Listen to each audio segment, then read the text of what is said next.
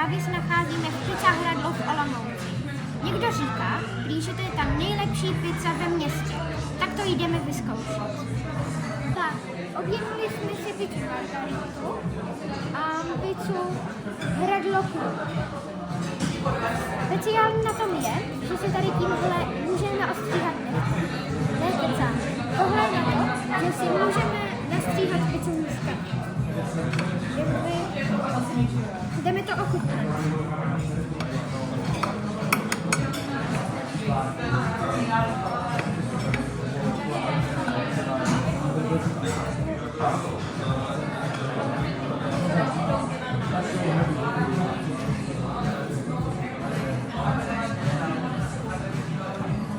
To, co jsme slyšeli, že to je prý výborná pizza, je pravda.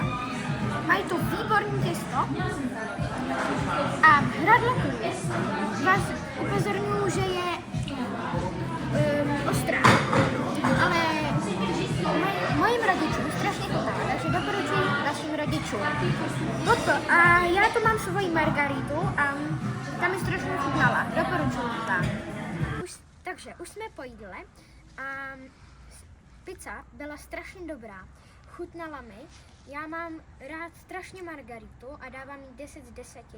A ještě hustý na téhle restauraci je, že to mají tady zmrzlinu.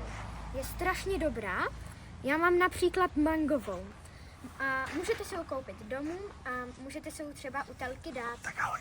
A tak ahoj.